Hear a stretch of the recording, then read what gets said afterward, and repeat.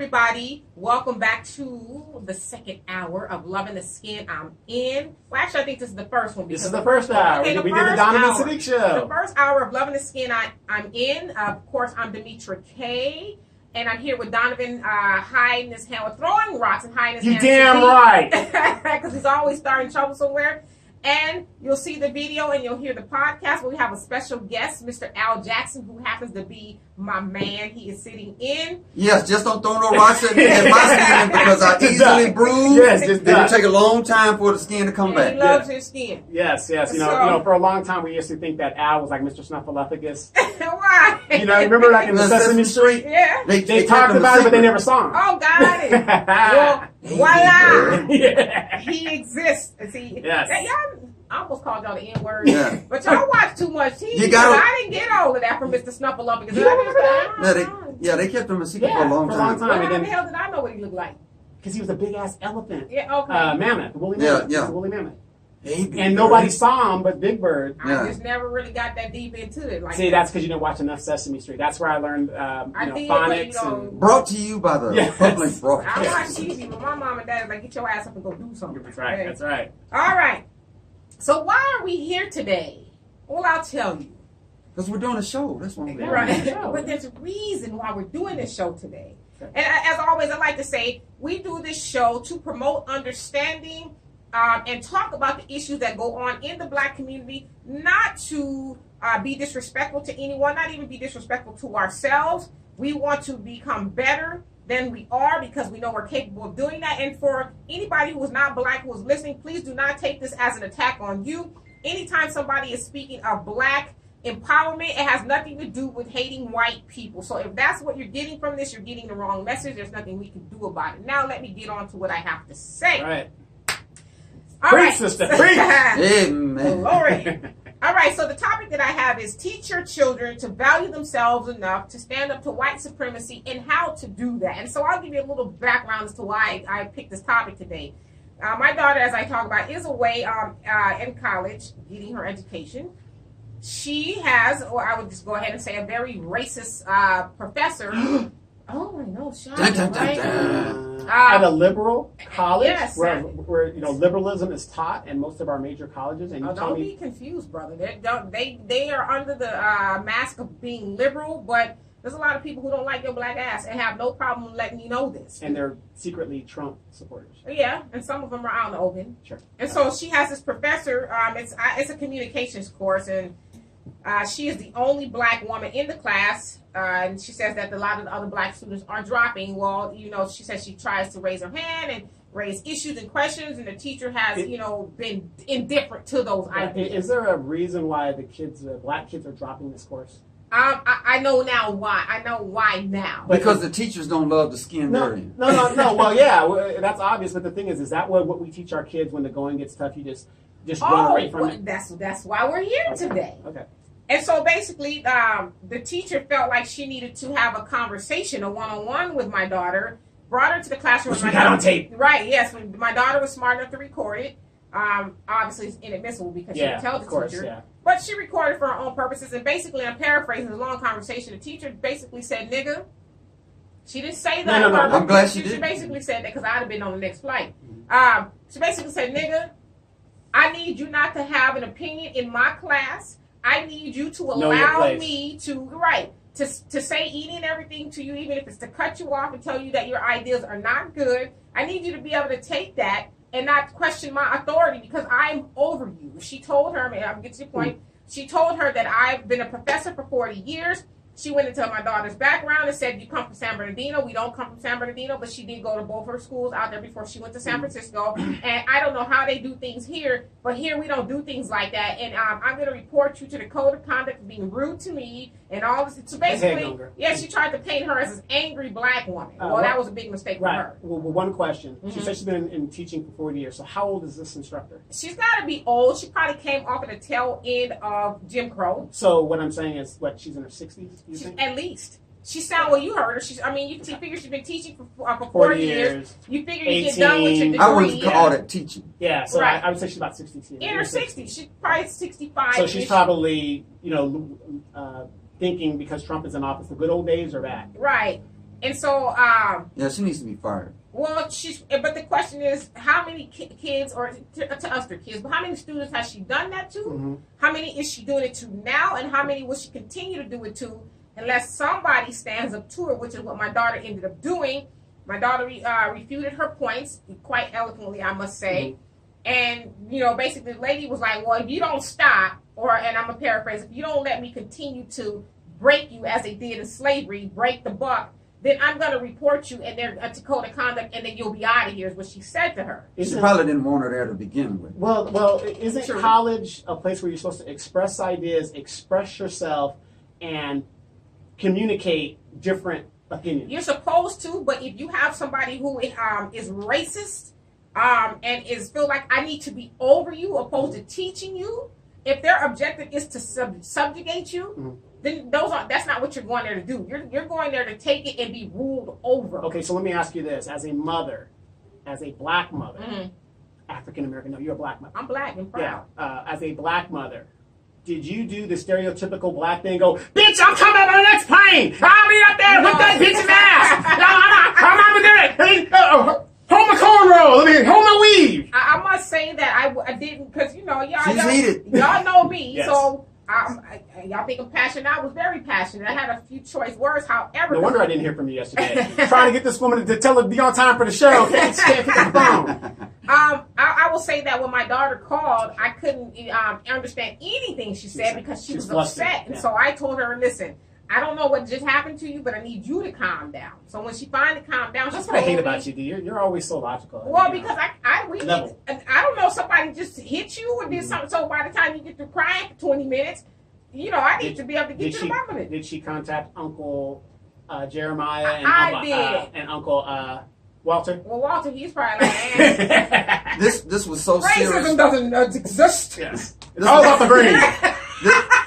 This was so serious for her when she played it back for the second time to let me hear it. You can see the tear right there. No, I was. That's how bad it got. I was upset. Well, because Deanna's 25. Well, she's almost 25, so she can handle herself. But it's never, because I've been through. Hell, we've all been through. Well, you say you've never experienced racism. I've never experienced it. Until you went to the VA. Yeah, you don't want to go there. They send you on a whirlwind. But then you have experienced racism. Yes. And so you would think now in 2017, like, damn. We're still doing it. Yeah, surely things have gotten a little better, but then here she is, my child, telling me that, in and I Frisco, heard it for myself. Of all places. And I think when stuff happens to you or people tell you the story, you're like, not sure. Yeah. Put a little bit on it. But to yes. hear it is like, no, she was telling the truth. This lady she was racist. She stereotyped her as this angry black woman. She intimidated her by saying, I have 40 years experience. I sit on all these boards. And what does being from San Bernardino, where you're from, it's not where you're from, it's where you're going. Right. Well, she everybody knows San Bernardino has some socio-economical issues. And so she's basically saying, aha! That makes sense why you're such an unruly nigga in my class. Do you think that that lady was probably jealous of Deanna? You know what? I think that's always at the base or somewhere within the confines or the context of the conversation when it comes to some, I won't say all, but some white women when they try to subjugate black women. You guys know I worked at a bank. And I was transferred to 2 different banks, and at each bank I had a white woman on my ass for no reason at all. In fact, the last branch I was at, I was fired by a white woman, and she could not give me an answer. So when I went and got my unemployment, the unemployment lady said, "If you didn't steal, you weren't rude to customers, I didn't do any of those things." She says, "If you're telling me the truth, when I interview this lady and she can't give me a good reason as to why she fired you, she says they're paying a higher tax bracket, and I'm going to fine them." And she came back, she said, you know what, she couldn't tell me why she fired you. I said, I told her she wasn't. So, yeah, there's always some jealousy at the end of that. I didn't even know these ladies from a hole in the wall. So is the professor jealous of Deanna? She probably is. She doesn't want Deanna to have an opinion. Right. She called her strong-willed. Well, it's always funny that when you're a black person and you have self-esteem, they take that, it's like when people say I'm very arrogant. Right. What were you supposed to be? No, but I'm confident. But I flew airplanes. As a pilot, you're supposed to be confident no matter what the absolute, there's a thunderstorm. I don't think we're going to make it. Do you want to fly with me? No. You know what I mean? So we're trained that way. So, right. so when you know self and things like that, it's just funny how they take that as, oh, you uppity nigga. Right. Or let's just don't call them that. Okay, dust off the Well, I'm gonna show you how you think well, of it. well, I think you had an experience of how I deal with that after the last show we did. Okay, like, ooh, glory. That's how I deal with hecklers. But you know, and we're gonna get to how to deal with it in just a second. But I just want to bring up this conversation that Christopher Jones always likes to tag Chris me. and Duke. We need to get Chris I see on the you, Chris. show. We need to get Chris on the show for Yes. sure. Yeah, no, because Chris will take over the damn show. And we'll kick his ass. Hey, I guarantee you, if Chris would have been at that school like he was at that debate, They would have shot him. oh, They would have shot him. But the reason I bring Chris up is because he is vehemently against LeVar Ball. Now, yes, LeVar Ball, for you guys who don't know, he's The father. the father of Lonzo So am I. Ball. The guy is just destroying his sons. Okay, but I think this is how I see it. Is he a big mouth? Absolutely. Yes. yeah. But I think, to your point, when you brought up the arrogance, this is what made me think about it. Society in general, and even a lot of black people, aren't used to seeing a very strong black man. Now, to me, I want to know, would you guys be fine if he says, well, Lonzo, you know, you're going to do all right? No. Here's the problem. The problem isn't the son. If the son wants to be arrogant and stuff like that, that's one thing because he has to play the game. Yeah. He has to do those things. But he did well the other game. No, he did. But my point is, because his father, it's just like when LeBron James' mom was, you get in the stand, he was like, Mom, sit your damn ass down. Yeah. It affects the child. But to a lot of other people's points. Because his father ain't playing the game. It's his son. But I love it. I honestly love it simply because we need to see more of that with our kids. We don't hear a lot of that. I'm not saying it doesn't exist because I can talk to my father on an everyday basis and he says you can do whatever you put your mind to. God has not shortchanged. You are this, you are that. All the time. Maybe LeVar is the voice and Lonzo is the action. It could be. That's true, but the problem with that is you're making your son a target. Okay, but that's fine. But they're going to make him a target anyway because he's a rookie. And so the point that I even really brought up to that is the institution or the false idea of white supremacy. They don't want to see a confident black nobody. True. Because if you're confident and you're black, you need to sit down because they're used to us being submissive. Wait, hold on 1 second. If you see that the camera is moving right now, it's because Belle the Wonder Pup has got her paw on it. So if it's shaking like that, I'm going to do that disclaimer. So go ahead, I'm sorry. Not an earthquake. Yeah, it's not an earthquake, right. Although we're having some earthquake weather. Yes, we are. What I like about LeVar is this. Even though he talks a lot, outspoken, yeah. he really loves his son. Yes. And they love him. Yes. Yeah, they love their dad. Now, if it was more dads that were doing that to their sons, hey, like even at the draft, he was saying that I'll see y'all here in a couple of years. My other son will be here. Exactly. Speaking into existence. He loves his son. So why isn't more people praising him for being a good dad opposed to a deadbeat? Right. If he was a deadbeat, he'd be all over his that. Because it's a two-edged sword here. White folks in general aren't used to seeing black men in that position. To your point with LeBron, who did you see? His mama. Right. What do you see when the athlete gets chosen? Kevin Durant. His mama. mama. Mm-hmm. So to see a black, and this ain't a little black man. Right. This is a big boisterous black man. 6'4"? I think he's 6'6". He's a big dude. Yeah. So Dr. Francis Welsing, the late great psychologist in the black community, talked about that, how black men, even just the black, I'm going to say it, penis, is a threat to white society because what does it do to white people? My 8 inches shouldn't be a threat to anybody. but it waters down whiteness, okay? So white people aren't used to seeing black men in that position. It's scary to them. And on the other side, black people aren't used to seeing us take that position like, damn, he's not scared. He ain't bucking and shucking. We're used to that. Well, didn't we get that reaction when I ran for office where people were coming at me, they were coming for me, and I wasn't backing down? Right, because you're supposed to be like a lot of politicians. Oh, yeah, boss of y'all, I was going to do the work of everybody. Mm-hmm. You're like, I'm going to do the work that needs to be done per my district. Whether you're Mexican, white, black, everybody's going to get served, but you didn't go in there on a lie. You went in there being yourself, and so that is the issue. So how do we deal with teaching our children how to deal with white supremacy and how to stand up to it? First of all, it comes from them knowing who they are. They're not going to know who they are. See, I tell you this, and again, I don't say a lot about my daughter and myself to say we're all that, but my daughter didn't go to the university not knowing who she was. Right. She already knew that hell from the elementary school. Mm-hmm. So she knew that first of all, she knew they had the smarts enough to know, okay, I know this is going to be some real bullshit. Yeah, so let me prepare. Yeah, this white lady's pulling me into the office, probably the subject they Well, I can say this. When I met Deanna for the first time, whatever, even, in interacting with her, she's about her business. She's about her business. She wants her money. I mean, she will come knock on that door, and it's business. Very smart. But I would think all of us who know her would know the first thing she is a bully, or, hey, you don't be telling me what to do. Hey, teacher, I'm going to tell you. She's about her business. That. She handles her business. So the lady I'm not even going to call her professor. I'm going to call her racist, what she is. She tried to, she found out that day that she had the wrong one. Mm-hmm. I mean, to me, it makes me wonder how many people has she pulled in her office before and did that to. Can I ask you this as a mother? Hopefully that's the last. Yeah. Right. Can I ask you this as a mother? Maybe she might be on her way out. Right, too. Hopefully. As a mother, how do you feel about that? Do you feel helpless? Do you feel... No, I don't feel helpless. I was mad, but I don't feel helpless because I know I prepared her. Okay. I prepared her to deal with that. It hurts, and it hurt her because I think, although, my daughter's very dark-skinned. And she's very confident for her beautiful dark skin. It reminds me of my grandmother. She's very confident for a dark skinned woman. Mm-hmm.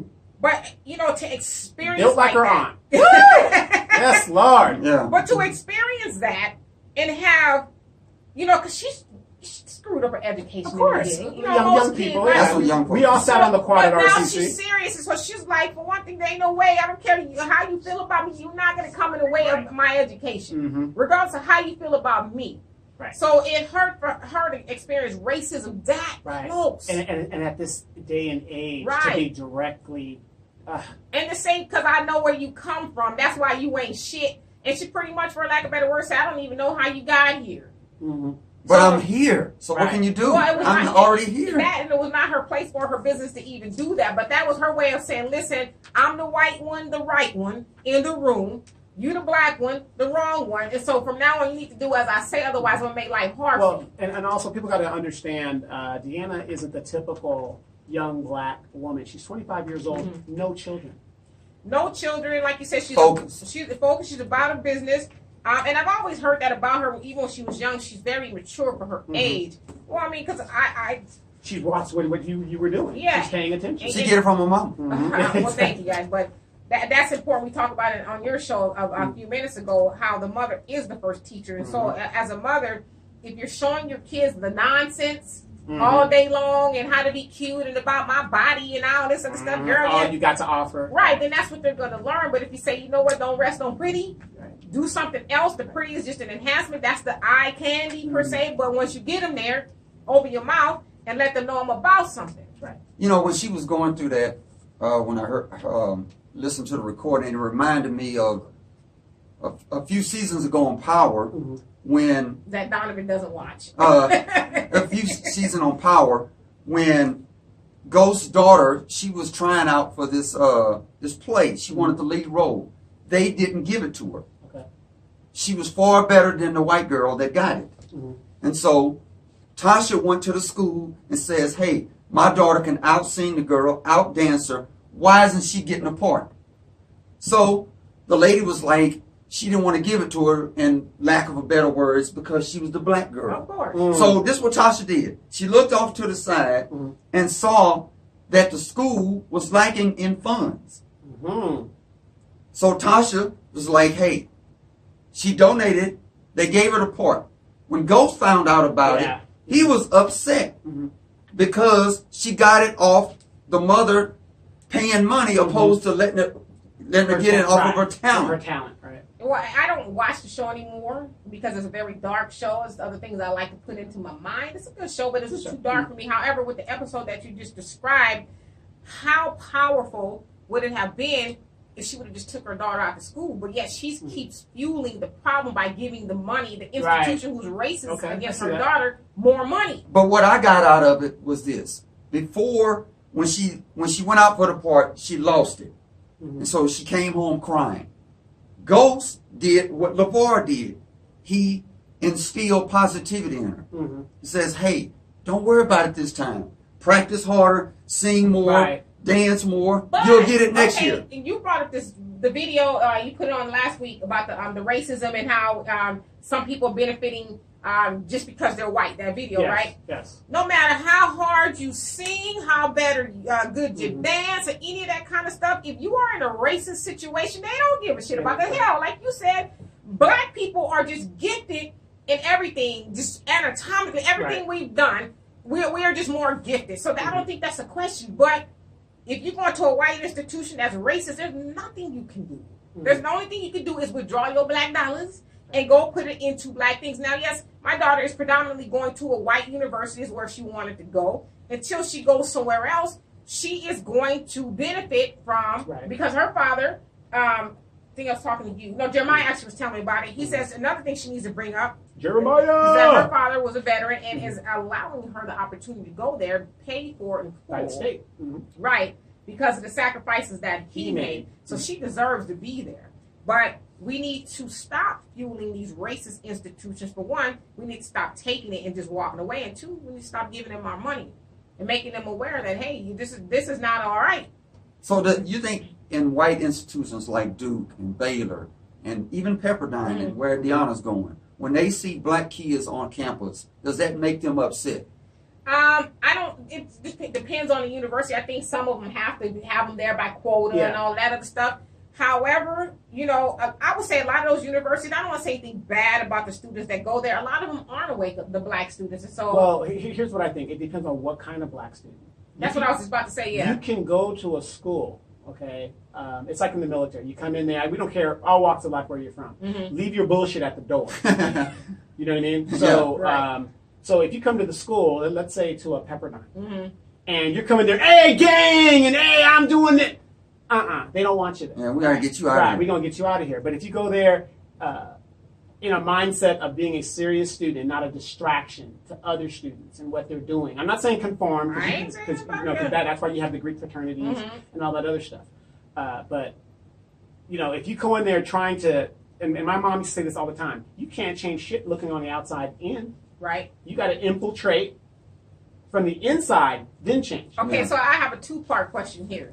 What's the difference between the white boys who go and act the goddamn fool on campus, drinking and all this other stuff? That's just what they do. Right. But if Ray and Pookie, as you would like to say, goes in there and they're maybe not as, their definition, as polished, then, they're a problem. They're a distraction. What's the difference? The difference is the white people are in power. Okay, so that's a good point. Yeah, they're in power. That's the difference. But a lot of white people don't like it when their people act that way. Yeah. Yeah, but then they become to them trailer trash. Are you familiar with the it's an anthem in the South, and it's all the southern states sing this anthem. It's their unofficial national anthem. National anthem? It's their unofficial national anthem. Amazing Grace? No. You should know you're from Houston. I don't care. Okay, I'm going to sing it. I'm not Teddy Pendergrass, but I'm close. Okay. Just the good old boys. The Dukes of Hazzard? Hey, never meaning no harm. John Snyder, Tom Lee, Catherine Bach, James Best, Ben Jones, Sorrell Book, Sonny Schroeder. It came on from 79 through 85. 85, that's right. And they even had a cartoon show.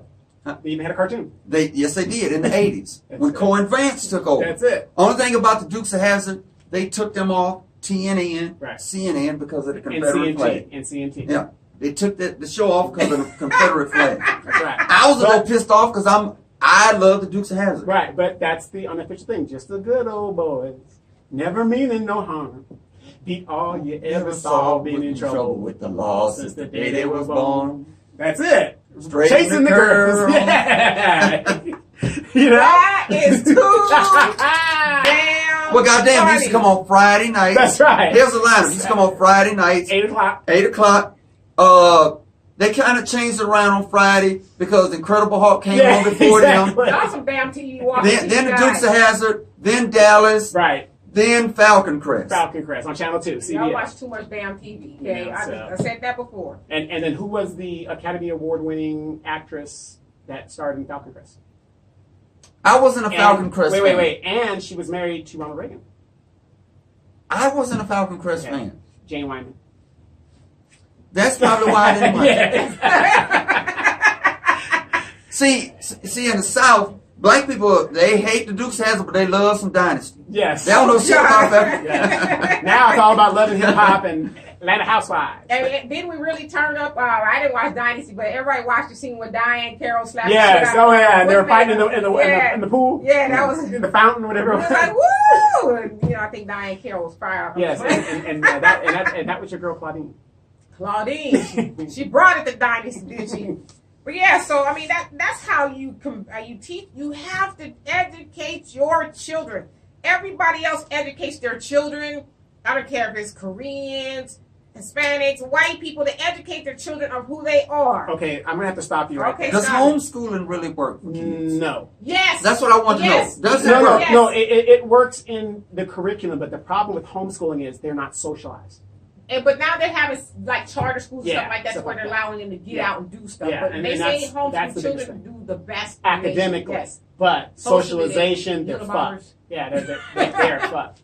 But let me ask you this Mm-hmm. as just a general question. So Deanna's going through all these things. Mm-hmm. At the end of the day, what do you think the outcome of this is going to be? Well, she's gonna go meet with the dean at 2:00. Get your money, Deanna. Well, no. To me, we're not trying to take this from a litigious standpoint. What I wrote, I helped her fashion an email, is that she needs to feel safe in her classroom because she's not there, just for free. I mean, it's free to her, but somebody had to pay the damn price. And she deserves to not be targeted. Now, I don't know what they need to do with the professor. They need to remove her, whatever. Because you have some professors that are just for tenure. They don't even give a damn. Right. Or for a chick. Yeah, well, she just made it clear that I've been here for professor So what? forever, so you're going to take the bullshit I'm going to do to you. Right. And okay, so the teacher's thought is, I've been here since the Confederacy. Pretty much. And so since I've been here this long, I have, and she does have a right to think how she wants to, but times have changed and you've got to change with it. Well, there's one major part to that is a lot of people, and I'm going to say that like it is, it's maybe with a race card, is a lot of white people feel that black people are inferior to them, inferior in every way, shape, or form, and so... Which doesn't make sense since the first human was found in Africa. Right, I mean, but y'all Donovan, even on social media we see that. I know. We I'm white and you're black. Even if my point is wrong as the day is long, I'm white and I'm right. Right. But so all white ain't right. But Right. I know, but they think intellectually And we can't hang with them. And we were talking about that before the show, like as in there's a meme out there with Melania Trump showing her thong. White people are up in arms and upset. Oh, that's so disrespectful. Or it's oh, fake. Oh, and it probably is It fake. is fake. It's I photoshopped. saw it and thought it was Her fake. booty is probably But flat. but the point is, they're outraged. How dare you disrespect the first? Where was all this damn outrage, though? Wait. The first lady of the United States, who's not even a citizen, number one. Right. And she's not even attractive. But the point is, though, they're outraged by that. But when they were putting gorilla and everything against Michelle Obama, Calling her a man. yeah, that was okay. Right. Yeah, where was all this outrage in? That's why I tell these white folks, you know what? I just... Don't call our racism out, please. Well, no, I mean, I'm just... Try that with somebody else who gonna sit up there and, you're right. Try that with those type of people. Sure. But don't try to tell me you outraged. And we know why you're outraged, because we always talk about how the white woman is the most beloved person in society.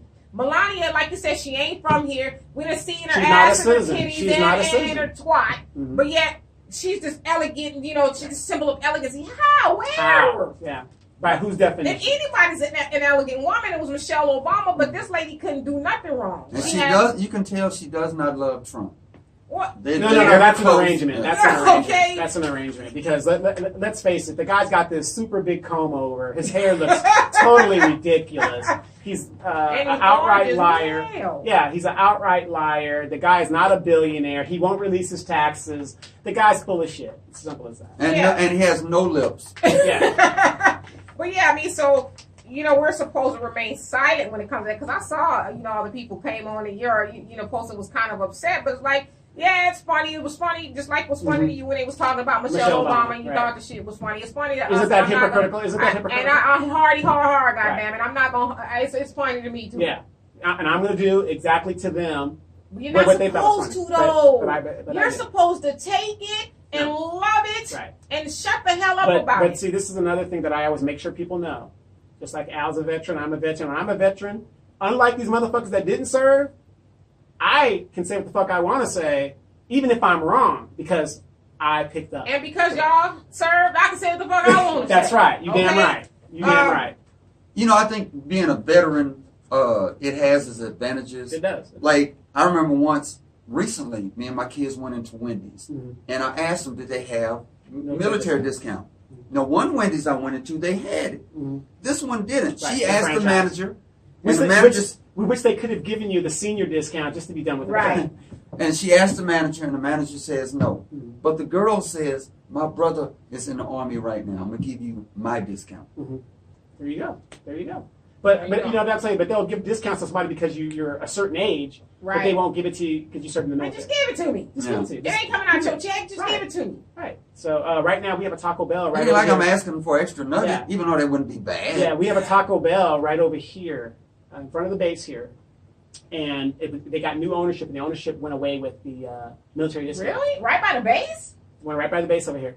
And because of that, they lost so much money because the military people would they should. They should. Go over there anymore. Because we're not asking for a lot. Just give us, whatever the discount is. So I think recently I was told that they reinstituted. They take you to lose a lot of money. A lot of money to do okay. that. I mean, I know it's only nickels and dimes to them, but that shit adds up. That's not the point. I mean, thank you. I mean, you're right in front of the base. Right, yeah. Who else is going to come over there on a regular basis but in Moreno Valley? Even when I boarded the flight to come out here, once they did the A group, they said military and veterans. Right. Military veterans. And before, I was just going all the way to the back in the C group or whatever. With the black folks.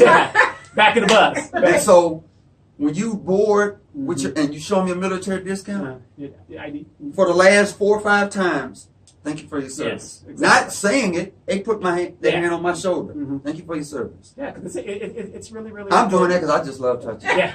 But it's really, really important. But in conclusion of this, I want to talk to Al about his misadventures at the VA. But in conclusion, Deanna.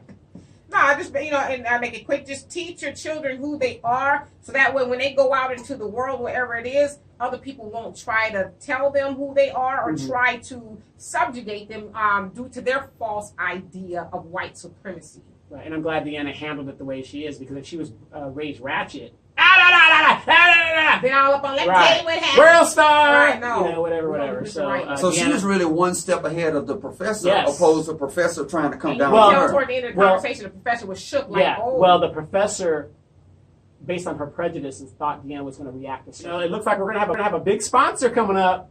Big old check. So we're going to be blowing it up. But how can we make this go away? Exactly.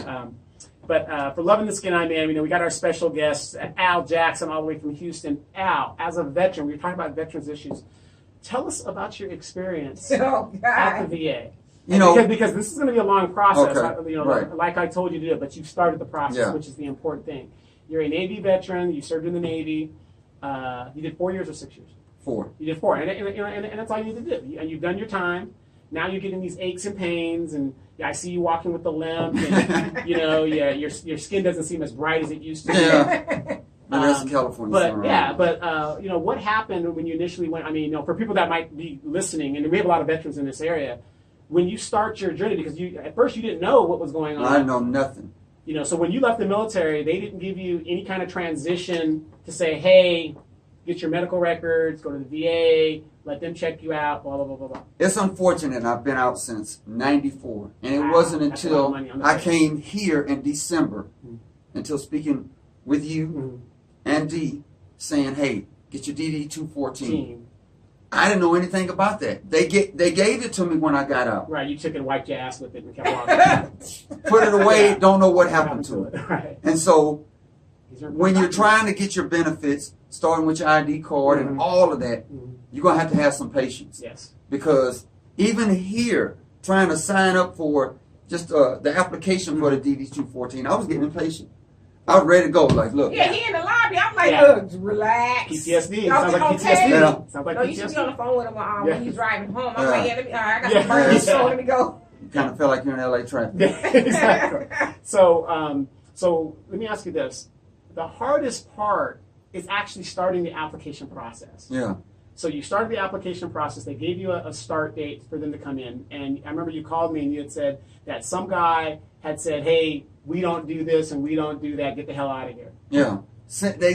I got there. They gave you the evaluation. They gave me the evaluation. I did the lab work first. Mm-hmm. Then I went to go see the doctor. Yeah, they're going to have you go running all over the hospital. And so the doctor was like knocking on me, asking me how much I weighed. She was telling me how long she had been there. And so, is there anything that's aching you or paining you? And I told her, I get little headaches here and there. Joints. And so she was like, well, I'm going to prescribe you to this. Go here. So when I left there, then I had to go downstairs to talk to a benefits counselor. Right. That's where I started to get frustrated at, because no one telling me nothing.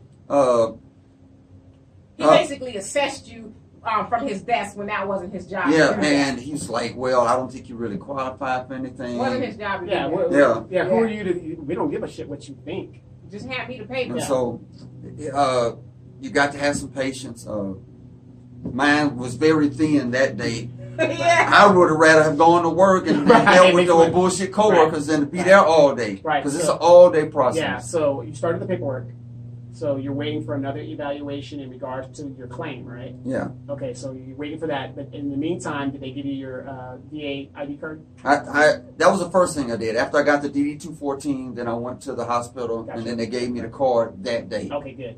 Well, they had to mail it to me. Mail it to you, Yeah. So you got that going. So now you got that with your little Navy symbol on there, something like that. So Because before, it has changed, because when I was in, it was green and white. Well, no, that was the military thing. Okay. Now that they have the white and whatever, and they have a cat card now where the ID cards are actually white. And even still, I hate to say it, is that because I had asked you the last time, I know it's a valid ID, government ID. It's a valid government when ID. I was at TSA and I showed them that, they still asking for something else. She was just ignorant. She Yeah, didn't know. and you're going to be dealing with that. As a matter of fact, speaking of ID, January 11th, I believe, TSA is going to be rejecting state ID cards. Really? Why? Because they have no way of verifying if you actually live at the address that is on your state. So what are they certain gonna take? states. So what? And I'm not against what they're doing. I have an idea. What they want to try to do is do a national ID card type situation, and California is one of those states that it's going to be, that card is not going to be any good as far as TSA is concerned. You know what? I know next show we'll have to talk about Yes. this, but all the stuff that you're talking about with the ID cards, Big Brother. And, there's levels to yes, this. yes, and they're taking your rights away very, very slowly. But they're going to start rejecting that because even though your thing says this, there's no way to verify if you live there. And California people move all the time, so you have no way of verifying. So what's the point of doing it then? It's a tracking system. Well, yeah, it's a tracking system, and then it's also a way to make the states comply to federal regulations because every state is different. So you're gonna have to use your driver's license and then another ID. certain states, depending, they might say we're not taking your California driver's ID. You're gonna have to come up with something else. So what is it? You know what? I'm gonna tell you something. When I first got the military ID card and I flew here, for you folks in Houston, it's up here, not down. Right. When I flew up here and I showed the lady my card, she's like, well, I need some other identification. Right. So when I came back here in April for her birthday, I was worried that wasn't going to be enough, so I had to wind up getting a passport. Right.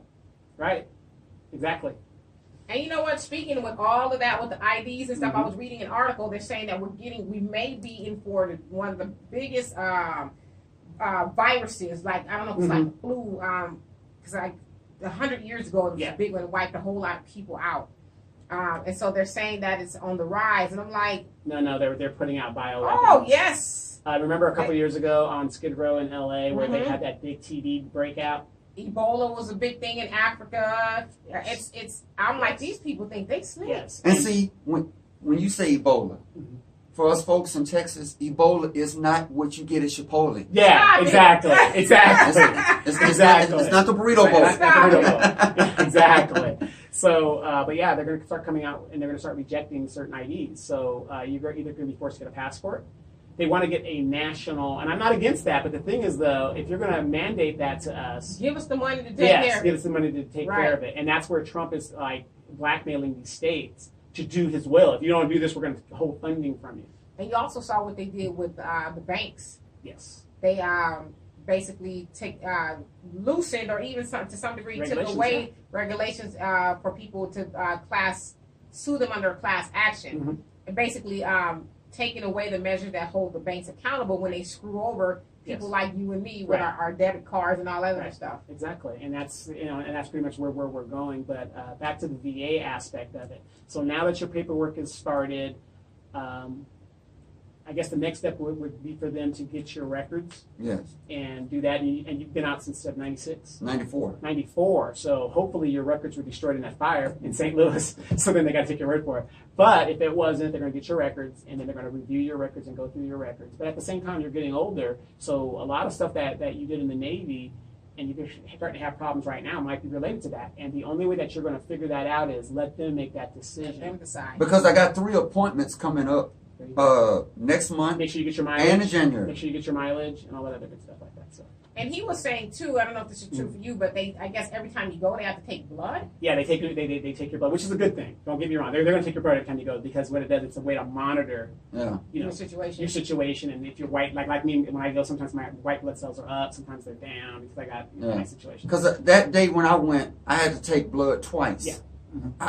It didn't bother me the first time, but I guess the second time that I was mad, they didn't have no chips and no juice for me. Because you're going to be down there, you're going to get hungry. Right. Well, occasionally they give away that free coffee, so stop by that free coffee mart. I told him to go down to where they had that cafeteria. I'm like, y'all better got it going on. I was so mad I wasn't even hungry. Now, I'd take my ass down there. Here's what you need to do. Now that you're in the system, you have to get your veteran hat. They have those hats. Yes, you can get one on eBay for $9. Just get your veteran hat, and that way when you go, or get your little biker vest that I've got. Oh God, I support single mother patch. And because now you're part of that system, and wear your little veterans thing. I'm telling you, when people identify you, and let's say you're out there talking crazy, or like me when I'm out there talking crazy, or people think I'm talking crazy. Yeah. They say, well, he's a veteran. What can you tell him? His ass is missing a few. Yeah, but what can you tell him? He served. What can you tell him? So, but now you gotta start playing the part and doing that. And like I told you, when you go there, listen to those Korean, World War II Vietnam guys. They will tell you their stories. And remember this: you're in a building full of trained killers. Yeah. I don't know how those people work there. Some of those people, I've sat in the lobby before in the waiting room, and it's like. Yeah, when some of those Vietnam guys go off, I get up and I go into I go down the hall because you don't know how that's going to pop off.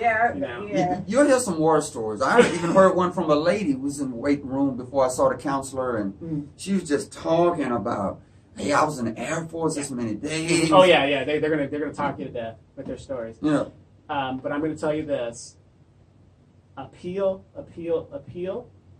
And if you get to a point to where you can't, then you go get help, get a lawyer. I have a lawyer. I'm rated at 90%. I need 10 more %. I've been fighting to get that 10% for almost 4.5 years now. The hardest part is to get that 10% because it's a difference between $1,000 if I get the 10%. Yeah. It's hard to get it. And they're going to deny you. And they want to frustrate you to where you're not going to do anything. But I'm telling you, if you stick with it, you've already lost a whole bunch of money on that table. Yes. Deanna's father, he's been fighting for years, and he finally got his. He's over 100%. Yes. So, my total rating is over 140. Yeah. Whatever their numbers are. I thought his was 260. Yeah. But then, however they do the calculation, whatever. So don't give up the fight. Get what you deserve. You served. We've got to take care of you. And it's also good for our listeners if you have veterans, Uncle Ruckus and Uncle Ray that served. Okay, me and you talk about all the time.